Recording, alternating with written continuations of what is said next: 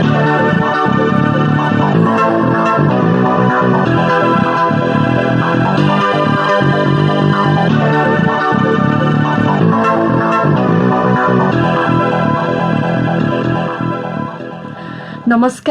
Radio इन्द्रेणीको समाचारमूलक बिहानी प्रस्तुति radio पत्रिका हाम्रो परिवेशमा सहकर्मी छवि पुरीसँगै लक्ष्मी केसीको यहाँलाई हार्दिक स्वागत छ।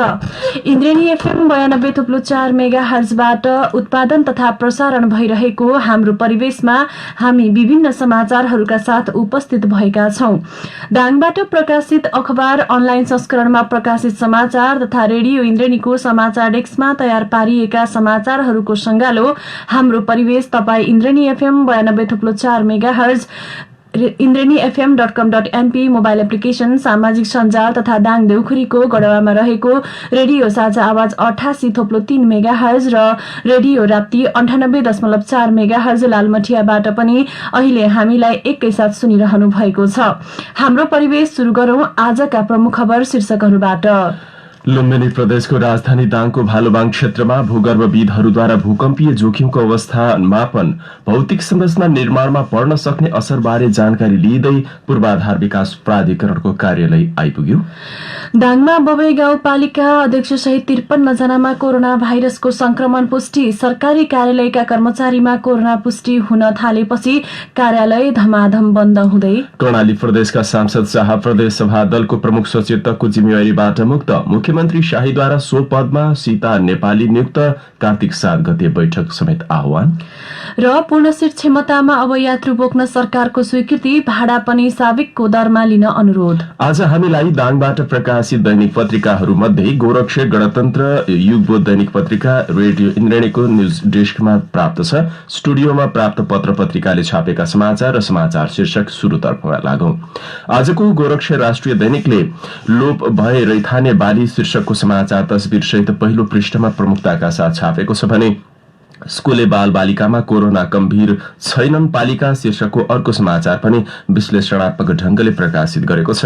कर्णालीमा नेकपा विवाद, प्रमुख सचेतक शाह हटाइए शीर्षकको अर्को समाचार पनि आजको अंकमा छापेको छ भने गणतन्त्र दैनिकले भूगर्भशास्त्रीहरू देउखुरीमा राजधानी क्षेत्रको भूकम्पीय जोखिम मापन शीर्षकको समाचार प्रकाशित गरेको छ। कोरोना संक्रमणले बन्द हुँदै सरकारी कार्यालय शीर्षकको अर्को समाचार पनि प्रमुखताका साथ प्रकाशित गरेको छ। नयाँ युगबोध दैनिकले आजको अंकमा दाङमा फेरि बढ्न थाल्यो संक्रमण, 350 बढी सक्रिय संक्रमित, 3 जना आईसीयूमा भर्ना शीर्षकको तथ्याङ्क सहितको समाचार नयाँ युगबोध दैनिकले आजको अंकमा प्रमुखताका साथ खबर प्रकाशित गर्दा कर्णाली प्रदेशको पछिल्लो किचलो सम्बन्धी समाचार पनि आजको अंकमा प्रकाशित गरेको छ नयाँ युगबोध दैनिकले। यसैगरी स्थानीय सरकारको आफ्नै प्राविधिक कलेज अर्को तुलसीपुर उपमहानगरपालिकाको समाचार प्रकाशित गर्दा कोराईमा पूर्वाधारको काम गर्न समय निर्धारण शीर्षकको समाचार युगबोध दैनिकले प्रमुखताका साथ छापेको छ। अधिकार खोसिएको आयुर्वेद चिकित्सकको गुनासो शीर्षकको समाचार पनि प्रकाशित गर्दा अन्य शीर्षक सहितका समाचार पनि आजको अंकमा समेटिएको छ। युगबोध दैनिक, गणतन्त्र, गोरक्ष लगायत अन्य पत्र पत्रिकाले छापेका समाचार रहनेछन्। इन्द्रेणी न्यूज डेस्कमा रहेका समाचार पनि हाम्रो परिवेशमा जोड्नेछौं। सुरुमा नयाँ प्रदेश नयाँ नाम सँगसँगै सो क्षेत्रको अवस्था, भूगोलको अवस्था, भू बनावट र भूकम्पीय जोखिम के कस्तो छ भन्ने विषयमा भूगर्भविदहरूले त्यहाँको अवस्था स्थलगत अध्ययन अवलोकन गरेका छन्। यही समाचारलाई हामीले पहिलो समाचार बनाएका छौं। लुम्बिनी प्रदेशको राजधानी दाङको भालुबाङमा भूगर्भशास्त्रीहरू आएका छन्। उनीहरूले त्यहाँको भौगोलिक अवस्था र भूकम्पीय जोखिमको मापन गरेका छन्। भविष्यमा कस्ता संरचना बनाउन उपयुक्त हुन्छ भन्ने बारेमा भूगर्भशास्त्रीहरू अध्ययन गर्नेछन्। उनीहरूले प्रारम्भिक अध्ययन गरे पनि आगामी दिनमा थप भूगर्भीय अध्ययन हुनेछ। भूगर्भशास्त्री डाक्टर सुमन पन्थी, डाक्टर सुवेश घिमिरे र डाक्टर कमलकान्त आचार्यको टोलीले इलेक्ट्रिकल रेजिस्टिभिटी सर्वेको माध्यमबाट 2 दिन लगाएर देउखुरी क्षेत्रको भौगोलिक अवस्थाको अध्ययन गर्नुभएको छ। उहाँहरूले यस क्षेत्रमा हुन सक्ने विभिन्न खाले कम्पनको सहनशीलताका बारेमा अध्ययन समेत गर्नुभएको छ।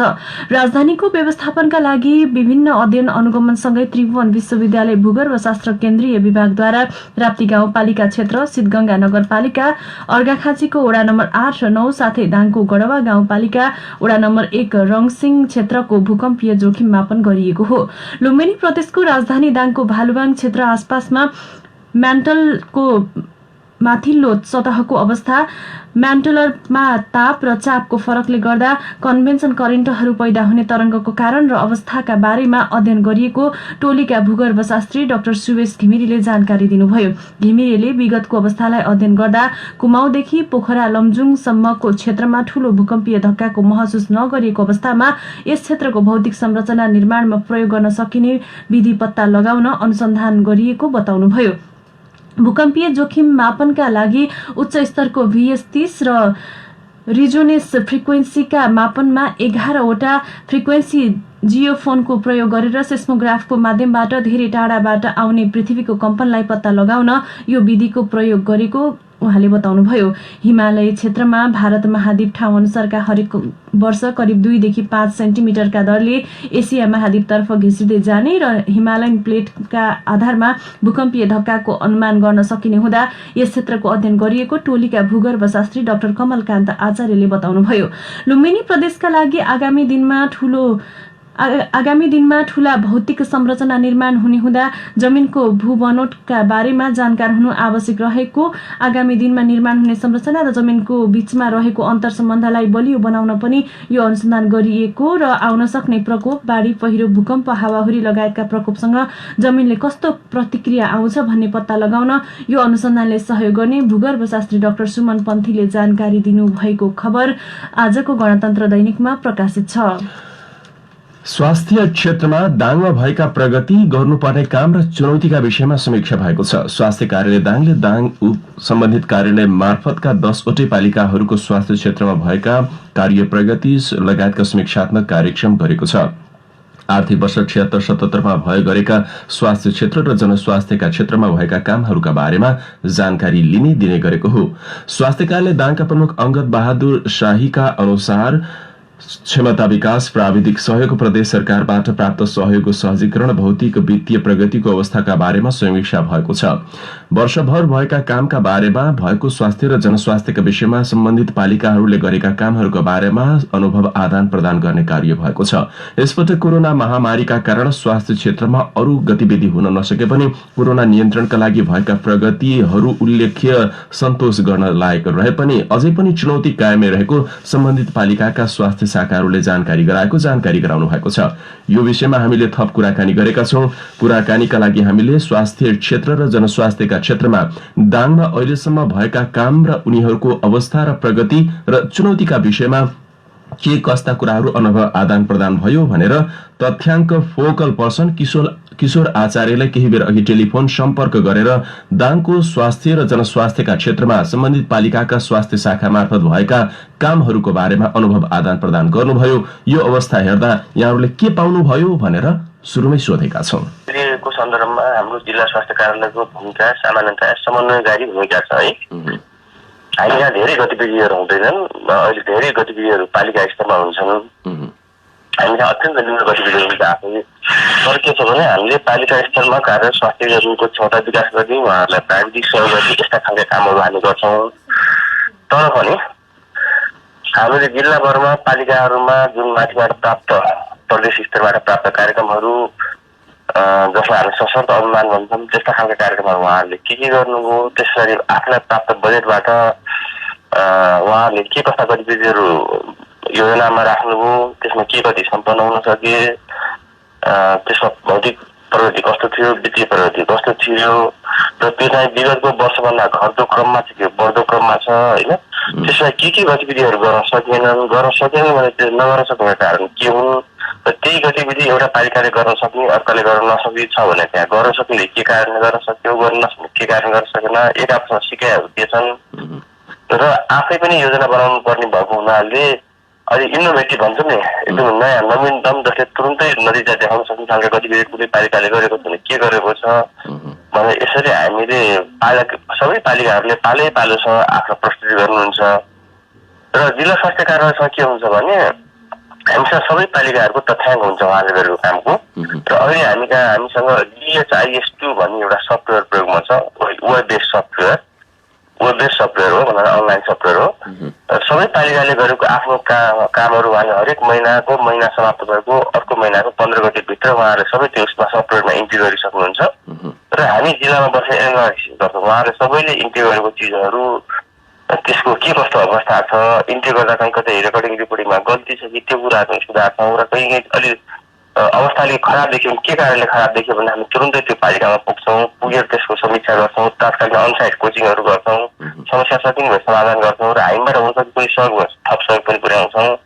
र हामीले के गर्छौँ भन्दा जिल्लाभरिको कार्यक्रम चाहिँ हामीले यहाँ बसेर एउटा कन्ट्रोल रुम जस्तो हामी वाच गरेर आउँछौँ, सफ्टवेयरको मार्फतबाट वाच गरेर आउँछौँ र यो वार्षिक समीक्षा भनेको वास्तवमा स्वास्थ्य कार्यालयले आफै गरेको कामको समीक्षा भन्दा पनि पालिकाहरूले गरेको कामको समीक्षा हो। यसमा के छ भने हामीले भन्दा चाहिँ समीक्षा तथा योजना भन्छौँ, तर हामी कहाँ यसमा समीक्षा बढी हुन्छ, विश्लेषण हुन्छ र आगामी वर्ष कस्ता गतिविधि गर्दा राम्रो होला भन्ने हामी सुझाव चाहिँ हामी दिन्छौँ। त्यो फ्लोरबाट सुझावहरू आउँछ, तर खासै हामीले त्यस्तो पहिला विगतमा जस्तो कार्ययोजना नै जिल्लामा हामी निर्माण गर्दैनौँ। अब कार्य प्रगतिका हिसाबले दाङका 10वटै पालिकाहरूले के कस्ता स्वास्थ्य क्षेत्रमा काम गर्दैछन् र गर्दाखेरिका चुनौतीका बारेमा विभिन्न कुराहरू उठे पनि होलान् समीक्षा गर्दै गर्दा सर। अब यो कोरोनाको प्रभावका बीचमा पनि काम त गर्नुपर्छ नै, स्वास्थ्य अझ बढी जिम्मेवार भएर अगाडि बढ्दैछ। यो बेलामा पालिकाहरूबाट उठेका साझा मुद्दा वा जिज्ञासा सवाल अहिलेको अवस्थामा के छ सर? अब यसमा हामीले अहिलेसम्म हामीले प्रगति समीक्षा गर्दा कोरोनाले त्यति धेरै प्रभाव पारेको देखिँदैन। कोरोनाको कारणले कार्यक्रमहरू अवरुद्ध भएको थोरै मात्रामा जस्तो भनौँ न 100 हुने ठाउँमा 90-85 सम्म कुनै चिज भएको होला, तर कोरोनाले एकदमै बिग्रेको अवस्था छैन। तर अहिले साझा सवाल सबभन्दा के छ भन्नुहुन्छ भने अहिले पनि धेरै स्वास्थ्य संस्था, अहिले हाम्रो दाङमा 100 वडा छ, करिब 100 वटाको सङ्ख्यामा हाराहारीमा स्वास्थ्य संस्था विभिन्न स्तरका हाम्रो अस्पताल, प्राथमिक स्वास्थ्य केन्द्र, स्वास्थ्य चौकी, आधारभूत स्वास्थ्य केन्द्र, शहरी स्वास्थ्य केन्द्र, सामुदायिक स्वास्थ्य इकाइ लगायत गरेर 100 वटा संस्थामा वडामा करिब 100 वटै स्वास्थ्य संस्था भएको। तर धेरै स्वास्थ्य संस्थामा के छ त भन्दाखेरि भौतिक पूर्वाधार छैन। संस्था त खोलियो, संस्था खोल्ने अनुसार भौतिक पूर्वाधार छैन र कतिपय संस्थाहरूमा जनशक्ति पनि केवल एउटा संस्था खोल्नको लागि मात्रै जनशक्ति छ, जति मात्रामा जनशक्ति चाहिनु पनि त्यति मात्रा जनशक्ति छैन। औजार उपकरण पनि अभाव छ, फर्निचरको पनि अभाव छ। यसमा धेरै के छ भने संस्था त खोलिकन त त्यो सामानहरू जोड्दैन, त्यसमा पहिला संस्था खोलिहाल्ने, त्यसपछि बिस्तारै सबै चिज हुँदै गर्छ भनेर पालिकाहरूले संस्था खोल्नु एकदम राम्रो कुरा हो। तर अहिले तत्काललाई के छ भने हरेक स्वास्थ्य संस्थामा भएकामा भौतिक पूर्वाधार जुटाउनु एकदम ठुलो छ। र केही समय अगाडि हामीलाई नहुने पर्यटन स्वास्थ्य सम्बन्धी के तालिमहरू जो हाम्रो हरेक स्वास्थ्य संस्थामा ट्रेन म्यान पावर भएको अवस्था थियो। दाङ जिल्ला चाहिँ तालिमको हकले 1 वर्ष अगाडिको कुरा गऱ्यो भने असाध्यै सुसज्जित भएको जिल्ला हो। तर अहिलेको अवस्था के भने कर्मचारी समायोजनले यताको कर्मचारी उताको कर्मचारी उता हुँदाखेरि धेरै सेवाहरू अहिले तालिम प्राप्त जनशक्ति अभावले अवरुद्ध भएको अवस्था छ। हामीले 1 वर्षभन्दा पहिला जति थियो त्योभन्दा अहिले थोरै स्वास्थ्य संस्थामा 24 घण्टे प्रसुति सेवा छ र 1 वर्ष पहिला जति स्वास्थ्य संस्थामा परिवारको 5वटै सेवाहरू भन्छौँ हामीले त्यो थियो। अहिले त्यो सेवा चाहिँ थोरै संस्थामा कम्तीको अवस्था छ भन्नाले संस्थाको सङ्ख्या बढेको छ, तर त्यहाँबाट उपलब्ध हुने जो सेवाहरू थियो त्यो चाहिँ अलिकति घटेको अवस्था छ अहिले। त्यसकारण त्यही नै अहिले सबै पालिकाहरूको मुख्य साझा समस्या भनेको यही नै छ, कसरी हामीले भौतिक पूर्वाधार पनि जुटाउने, जनशक्ति पनि जुटाउने र भएको जनशक्तिलाई पनि उसको कामको नेचर अनुसारको तालिम कसरी दिने भन्ने त्यही यहाँ सबभन्दा सबैको साझा समस्या रहेको छ। सर र पनि अब काम त गर्नुपर्छ, स्वास्थ्य जस्तो संवेदनशील कुरा अति आवश्यक क्षेत्र पनि पर्यो। जनस्वास्थ्यका हिसाबले दाङको अहिलेको अवस्था हेर्ने हो भने नागरिकको स्वास्थ्यका क्षेत्रमा भइरहेका कामहरू कतिको सन्तोष गर्न लायक छन् सर? र पनि अहिलेको अवस्थामा पनि जुन किसिमले स्वास्थ्य कर्मीहरूले काम गरिरहेको त्यसलाई सन्तोषजनक मान्नै पर्छ। किनभने अरूको धेरै अवस्थामा अरू कार्यालयहरू बन्द रहेको अवस्थामा पनि स्वास्थ्य कर्मीहरू एकदमै खटिएर अगाडि अग्रमोर्चामा भन्छ नि, अग्रमोर्चामा खटेर काम गरिराख्नु भएको छ। स्पेसली अहिले कोरोनाको सन्दर्भमा, किनभने स्वास्थ्य कर्मी सेवा दिएपछि स्वास्थ्य कर्मीले कोरोनासँग डराएर बस्ने कुरा सुरक्षित चाहिँ नहुनु पर्यो, तर डराएर बस्ने कुराहरू भएन। यस्तो अवस्थामा जुन स्वास्थ्य कर्मी सेवा दिनुभएको छ र हामीले सेवाको समीक्षा गऱ्यौँ, कोरोना हुँदा पनि सामान्य मात्रै प्रभाव परेको देखिन्छ स्वास्थ्य सेवामा। यो चाहिँ हामीले स्वास्थ्य कर्मीहरूले गरेको सेवाप्रति एकदमै गर्व गर्नुपर्ने अवस्था छ। उहाँ हुनुहुन्थ्यो स्वास्थ्य कार्यालय दाङका तथ्याङ्क फोकल पर्सन किशोर आचार्य।